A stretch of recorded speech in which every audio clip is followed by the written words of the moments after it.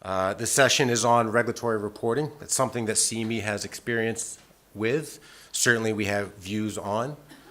We have been in regulatory reporting space for decades through our exchanges and through our clearinghouses. With the trade reporting as we know it today, we have been a reporter. Our clearinghouse and exchanges reports.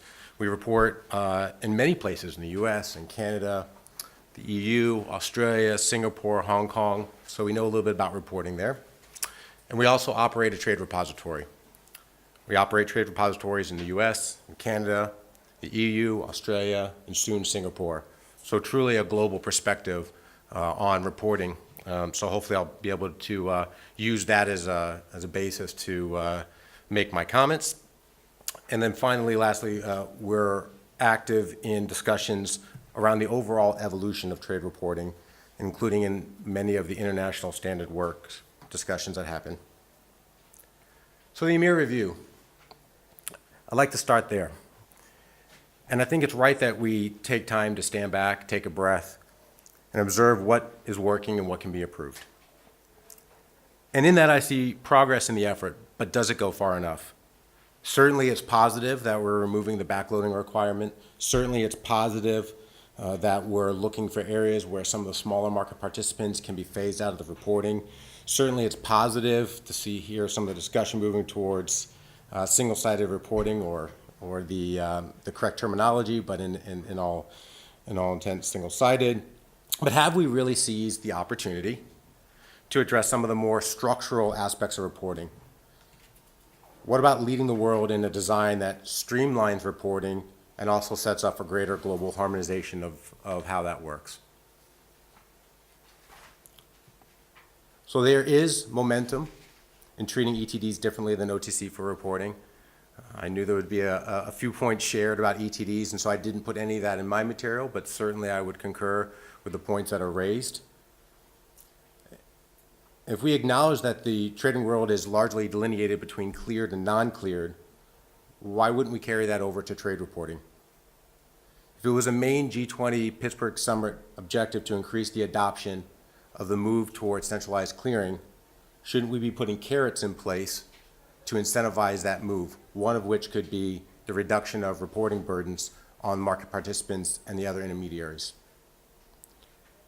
The clearing workflow employs mature, effective, and widely distributed data controls, all built in, all working today, utilized across the industry.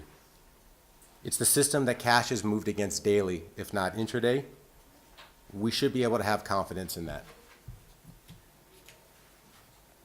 CCPs are heavily regulated, they have the expertise, they have the resources, and they're certainly positioned to stay on top of the changes to reporting that inevitably are going to continue to transpire over the coming years. Imagine a world of cleared reporting where thousands, tens of thousands of reporters are streamlined down to tens. So what about non-cleared? So the EMIR experience of dual-sided reporting, certainly well-intentioned, it doesn't work in practice. The real world, firms are delegating away. Firms have different product dictionaries for the same markets, all correct with respect to the way they're describing them, but are challenged to not match across counterparties who have the exact same market, but with a different representation. And try to imagine a world where these reporting entities are trying to match across and then understand the different cross mappings for the different counterparties that they hold to try to make that work. The issue isn't the number of trade repositories, it's the way that the trade reporting happens at the counterparty level. And certainly in the real world, mid and small size firms simply lack the resources and expertise. This is nothing for their intent to report correctly, but it is a challenge and we should reasonably expect it would continue to be a challenge. So let's change the equation. Let's change the equation to get better data quality. Let's radically decrease the number of reporting entities in the marketplace. Let's move to single-sided reporting. Let's have the CCPs report all the cleared trades. Let's have a hierarchy for the non-cleared trades. Let's remove the non-systematically important firms from reporting. Let's move to standardized product identification system, one that's free and one that is adopted globally. And let's focus on the timing and the coordination with various forthcoming international standards, and let's align EU pacing to those. And lastly, let's have a better accounting for the roles and the complexity that intermediaries and vendors play in the workflow of reporting. So TRs, right? So I've largely been representing a clearing view, but hopefully really a view that is not motivated by commercial incentives, but really about a good outcome. And on the TR side, they are commercial enterprises, yet they do recognize the critical infrastructure role that they serve. And that role is going to evolve and it's going to expand, but there are limitations on what a TR can do. TRs are not market surveillance and should not have a SRO-like enforcement function.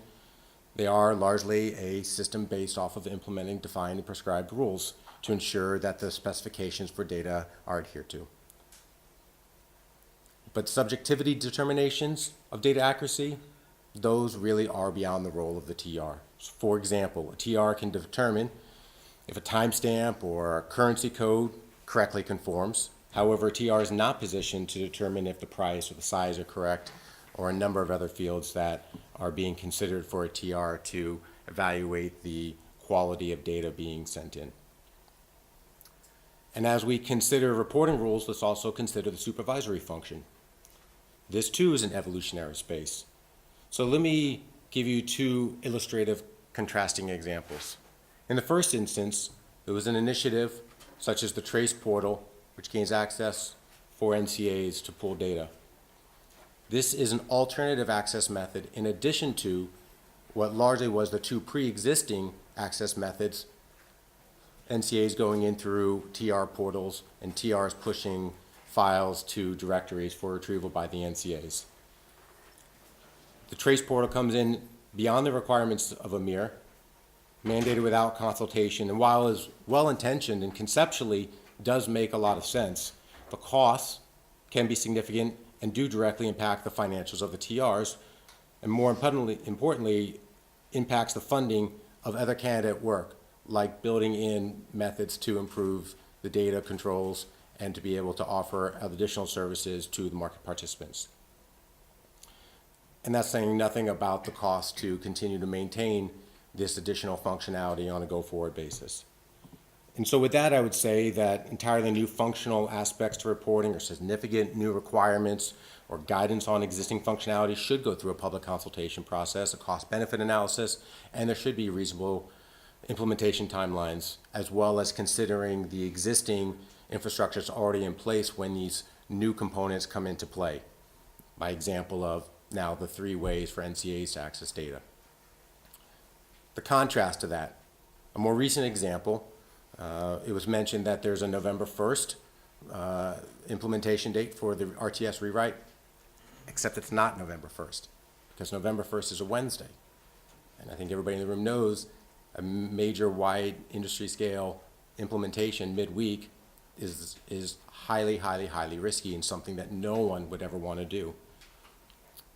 And ultimately, the TRs and the market participants collectively came together and will be implementing on the weekend before. And that's a good outcome. And how did we get there? It was because there was a lack of regulatory tools available to ESMA to be able to modify and tweak the implementations without changing the intent. And to that, I would say ESMA needs to have a greater degree and role to play in refining and implementing the rules, being the closest to the ground, and invariably as implementations occur, discovery happens, and through that discovery process to be able to actually refine that with the real outcome of the authorities being able to do their job and the market participants being able to report effectively as well. And finally, I'll leave with some maybe ground level comments as a TR operator. I would like to see us bring more practical implementation aspects into the process. an increased level of dialogue early enough in the process with the trade repositories minimally, perhaps others in certain cases, to be factored into any guidance or any changes that we might expect to see.